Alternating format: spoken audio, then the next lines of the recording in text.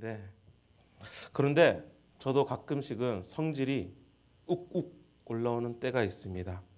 언제냐 하면 억울한 일을 당할 때입니다. 오늘 예레미야의 상황을 살펴보면 정말 억울한 상황이 아니었는가, 하나님께는 서운함을 느끼기 충분한 사건이 아니었는가라는 그런 생각이 듭니다. 오늘 본문의 말씀에 보면 하나님의 말씀이 예레미야에게 임하였습니다. 그리고 하나님께서는 어디에서 그리고 누구에게 이 말씀을 선포하여 하는지 가르쳐 주십니다. 저희들 1절과 2절 말씀 다시 한번 읽겠습니다. 유다의 왕 요시야의 아들 여호와김이 다스리기 시작한 때에 여호와께로부터 이 말씀이 임하여 이르시되 여호와께서 이와 같이 말씀하시니라. 너는 여호와의 성전뜰에 서서 유다 모든 성읍에서 여호와의 성전에 와서 예배하는 자에게 내가 내게 명령하여 이르게 한 모든 말을 전하되 한마디로 가람하지 말라.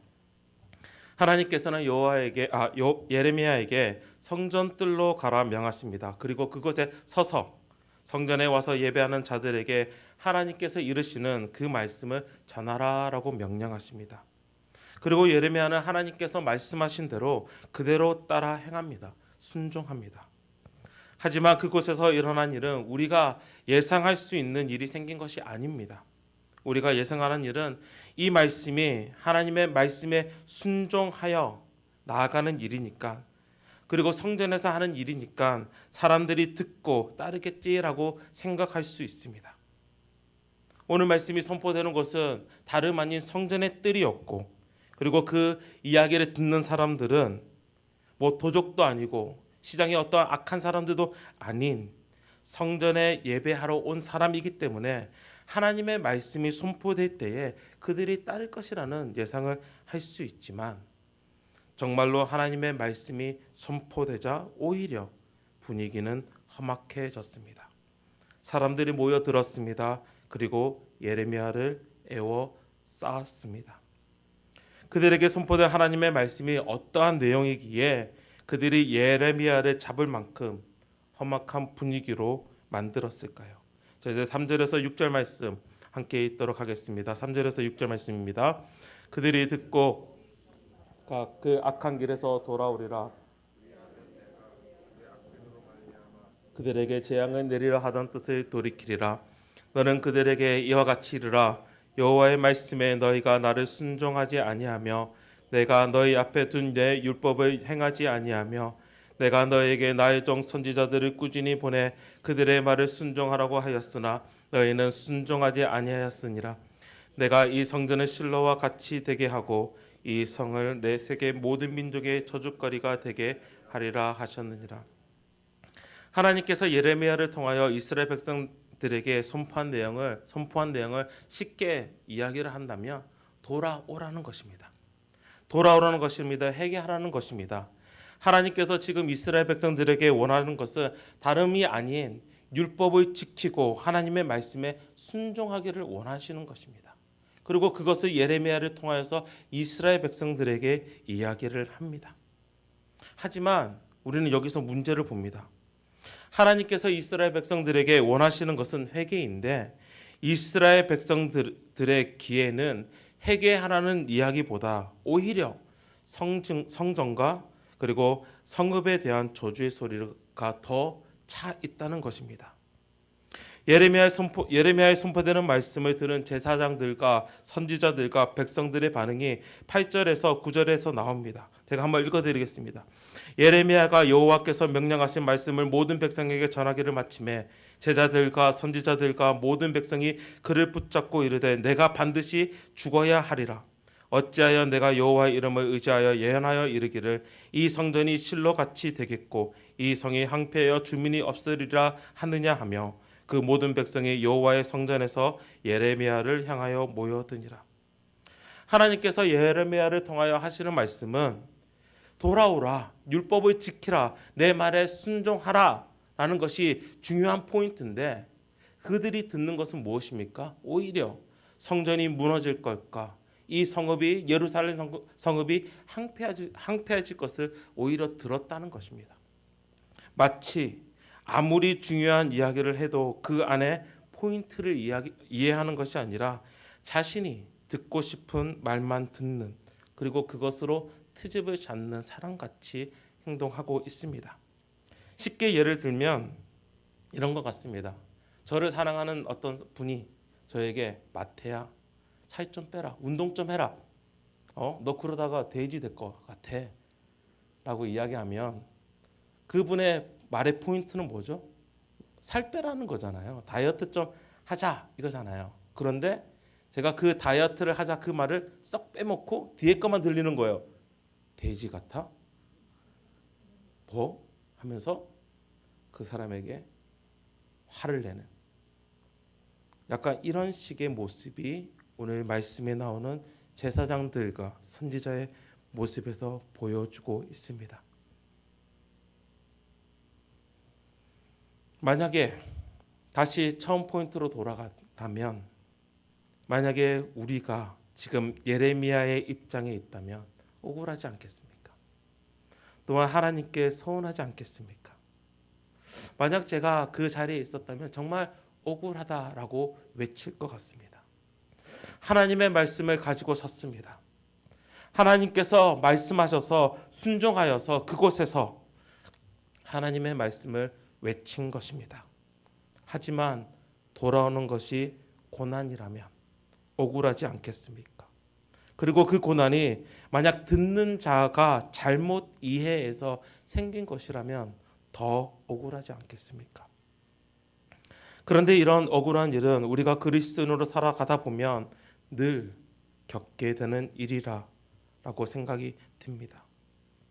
그렇다면 우리는 그리스도인으로서 우리는 어떻게 이 억울한 매일의 삶을 살아가실 것입니까?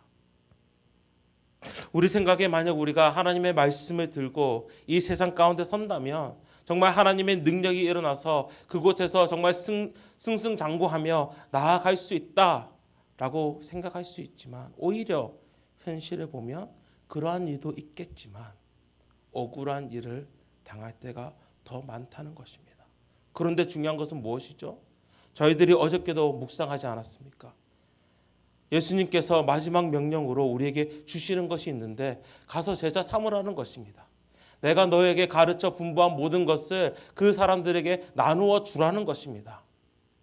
그 말씀이 우리에게 떨어져서 우리가 세상에 나아갈 때에 우리는 어떠한 모습을 당할까요? 바로 오늘 예레미야의 모습입니다. 세상은 오히려 우리를 바보 취급하며 어리석다라고 이야기할 수 있을 것입니다. 그래도 여러분은 하나님의 말씀을 붙잡고 오늘도 나아가시겠습니까? 여기서 좀 더 살펴보고 싶은 것은 제사장들과 선지자들 그리고 백성들이 예레미야를 사로잡은 이유입니다. 그 이유를 성경에서는 예레미야가 성전과 성읍에 대해서 저주를 하였기 때문이다라고 나오고 있습니다. 당시 성전은 예전에 말씀드린 것과 같이 단순한 건물의 의미를 떠나서 모든 것의 중심이었습니다. 종교의 중심일 뿐만 아니라 사회의 중심이었고 경제의 중심이었고, 그리고 어떻게 보면 성전은 그들의 삶의 중심이었습니다. 그런데 예레미야가 선포하는 것은 이 성전이 실로와 같이 되겠다는 것입니다. 실로는 이스라엘의 옛 성소가 있었던 장소입니다. 옛 성소가 있었다는 말은 그곳에 하나님의 법궤가 있었다는 것입니다. 성소는 하나님의 집이라고 이야기할 수 있으며 법궤는 하나님의 임재가 있었던 곳입니다. 그렇기에 이스라엘 백성들은 하나님이 거하시는 성전이 여기 있고 하나님의 임재가 있는 법궤가 여기 있기 때문에 우리는 절대 무너지지 않을 것이라고 생각을 했습니다. 사무엘상 4장의 말씀입니다. 하지만 그곳에서 블레셋의 침공이 있습니다. 그런데 어떤 일이 일어납니까? 그들은 블레셋에 무너지고 맙니다. 그리고 그곳에서 하나님의 법궤를 빼앗기고 맙니다. 성전이 실로와 같이 되겠다라는 것은 결국은 너희들이 지금 성전을 의지하고 있지만, 성읍을 의지하고 있지만 이 성전 또한 무너질 것이다 라고 이야기하고 있습니다. 이스라엘 백성들이 가장 의지하고 그들의 가장 중심에 있는 성전이 무너지며 그들의 삶의 터전인 성읍이 저주거리가 된다고 예레미야는 선포한 것입니다. 그렇기에 제사장들은, 선지자들은, 백성들은 예레미야를 사로잡았습니다. 어떻게 보면 그들의 자존심을 건드렸기 때문입니다. 그리고 재판이 일어납니다. 그 재판의 결과는 11절 말씀입니다. 저희들 11절 말씀 다시 한번 읽도록 하겠습니다. 제사장들과 선지자들이 고관들과 모든 백성에게 말하여 이르되 이 사람은 죽는 것이 합당하니 너희 귀로 들은 같이 이 성에 관하여 예언하였습니다. 제사장들이, 선지자들이 고관들에게, 백성들에게 예레미야를 죽이기를 외치는 이유가 무엇입니까? 다시 말씀드리면 그들의 자존심을 건드렸기 때문입니다. 그들의 마음의 상태로 이야기를 한다면 자신들의 존재를 잊게 만드는 그 중심을 건드렸기 때문입니다. 그들의 성전에 대한 마음은 누구보다 컸을 것입니다. 성전은 그들의 존재의 이유였습니다. 성전은 그들의 모든 것이었습니다. 그렇기에 그들은 성전에 대해서 정말로 큰 열심이 있었으며 또한 그곳에서 그들은 진심으로 그 성전을 섬겼을 것입니다. 진심을 다하여 하나님이 거하시는 성전을 또한 지키려 했을 것입니다. 그런데 예레미야가 그것을 건드린 것입니다. 자신들의 존재의 이유, 자신들의 열심의 이유, 자신들의 진심이 담긴 성전을, 그리고 그들의 성전에 대한 진심은, 그 열심은 예레미야를 죽여야 한다고 결정을 내리고 외치게 하고 있습니다. 좀 더 이 말씀을 살펴보면 어떻게 보면 그들의 열심은, 그들의 진심은 오히려 진리를 가로막고 하나님의 말씀인 그 진리를 거부하고 있습니다. 어디서 우리가 이러한 모습을 보았습니까? 저희들이 마태복음을 묵상하면서 이 모습을 보았습니다. 제사장들과 선지자의 모습들이 저희들이 지난주 묵상하였던 예수님의 고난의 시간, 십자가의 그 시간을 보면서 그 모습을 보았습니다. 예수님께서 성전이 무너질 것이라고 말씀하시고 예루살렘이 황폐해질 것을 말씀하셨을 때, 또한 예수님께서 하나님의 아들로 하나님의 말씀을 선포하실 때 어떤 일이 일어났습니까? 회개하고 돌이키면 좋은데 오히려 제사장들과 바리새인들은 예수님을 죽이고자 합니다. 그들의 신앙이, 그들의 하나님에 대한 열심이, 그들의 하나님에 대한 진심이 오히려 진리이신 예수님을 죽이려 했습니다. 그들의 진심이 오히려 진리 대신 예수님을 죽이려 했다는 것입니다. 그것이 지금 오늘 본문에서 우리에게 보여집니다. 그렇지만 이것은 단지 성경 안의 이야기만이 아님을 우리가 압니다. 우리의 삶에서도 우리는 우리의 진심이 때로는 진리를 가로막고 있지는 않은지 한번 생각해 보아야 합니다. 특히 목사인 저에게는 더욱더 그러한 것 같습니다. 지난 금요일 저희 교회에서 성금요일 예배를 드렸습니다. 일반적인 예배보다는 조금 다르게 드려진 예배였습니다. 성경을 드라마의 형식으로 읽으면서 그 안에서 나타난 하나님의 은혜를 나누었습니다. 그리고 그 가운데 예배 순서의 가운데 저희들은 또한 애찬식을 가지게 되었습니다. 애찬식을 위해서 저희들은 목장끼리 그리고 그룹을 지어서 자리에 앉았습니다. 그리고 최대한으로 많이 앞으로 앉게끔 인도를 하였습니다. 왜냐하면 애찬식을 잘 가지게 하기 위해서. 그렇지만 문제가 생겼습니다. 목장에 참석하지 않는 분이 약간 뒤쪽에 앉으시기 원하셨습니다. 근데 저는 안내위원으로서 사람들이 앞으로 앉았고 그룹별로 앉아야 된다는 그 이해가 있었기에 그분에게 정중히 먼저 부탁드렸습니다. 그분에게 양해를 구했습니다. 그러니 그분이 조금 언짢게 생각하셨습니다. 저도 마음이 불편했습니다. 그렇지만 또 예배 순서를 위해서 또한 그것을 또 진행해야 되니까 2번, 3번 앞쪽으로 앉으시길 부탁드렸습니다. 그분의 마음이 더 불편하셨을 것이라 생각이 듭니다. 그래도 저는 제가 생각하는 그리고 예배 순서를 위해 제가 맡은 일에 진심을 다하여야 한다라고 생각을 했습니다. 그런데 지금 생각해 보면 그 상황 때문에 오히려 성금요의 예배를 드리러 오신 그분에게 마음을 언짢게 함으로써 예수님을 가르는 행동을 하지 않았나 생각해 봅니다. 오히려 나의 진심이 예배를 잘 드려야 되겠다는 나의 진심이 오히려 예수님을 가리는 행동을 하고 있었습니다. 우리의 삶은 안 그럽니까? 우리에게는 모두에게는 하나님을 향한 열심이 있습니다. 그리고 하나님께 대한 우리의 마음은 정말 진심 어린 정말 진심이 담긴 그 마음일 것입니다. 그렇지만 중요한 것은 그 진심이 그 열심이 진리를 가려서는 안 되는 것입니다. 일을 잘하는 것 좋지만 오히려 옳은 일을 하는 것이 더 중요하다는 것입니다. 일을 옳게 하는 것이 중요한 게 아니라 옳은 일을 하는 것이 더 맞다는 것입니다. 그렇기에 오히려 다시금 처음으로 돌아가면 예레미야의 모습은 옳은 길을 따르는 자의 모습이었습니다.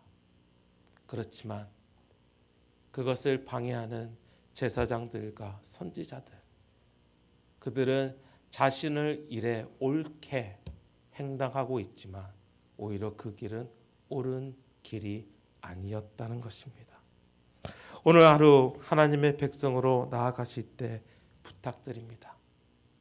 먼저 나의 열심이 하나님을 향한 나의 진심이 진리이신 예수님을 가리지 않도록 부탁드립니다. 그리고 옳은 길을 따라가시는 의의 길을 따라가시는 그러한 오늘 하루가 되시기를 주님의 이름으로 축원합니다. 함께 기도하시겠습니다. 하나님 아버지, 오늘 말씀 가운데서 하나님의 말씀을 받고 또한 세상 가운데 서 있는 예레미야의 모습을 봅니다. 하나님의 말씀을 들고 서 있기에 그곳에 하나님께서 함께 하시기 때문에 오히려 승승장구하며 그 말을 듣고 회개하는 역사가 일어난다라고 예상할 수 있지만 오히려 예레미야는 고통을 받고 있습니다. 우리의 삶 또한 그러할 것이라고 생각이 듭니다. 하나님께서 우리에게 분명히 말씀하셨고 이제 모든 민족을 제자 삼으라는 하나님의 말씀이 우리에게 떨어졌습니다. 그리고 그 말씀을 가지고 우리는 매일 삶 가운데서 살아갈 것입니다. 하나님과 함께. 그렇지만 그 가운데서 하나님께서 준비해 주신 영혼도 있겠지만 대부분의 경우는 대부분의 세상은 우리를 어리석게 보며 바보 취급하고 우리에게 고난을 줄 것입니다. 그렇지만 우리가 그 가운데서 정말 옳음이 되시는 의가 되시는 진리가 되시는 예수님을 따라가게 하여 주시옵소서. 또한 오늘 우리가 삶을 살아갈 때에 우리의 하나님에 대한 열심이 정말 하나님에 대한 우리의 진심이 진리이신 예수 그리스도를 가로막지 않도록 일을 옳게 하는 것이 아니라 옳은 일을 따르는 주의 거룩한 자녀 되게 하여 주시옵소서. 이 모든 말씀 예수 그리스도 이름으로 기도드립니다. 아멘. 하늘에 계신 아버지여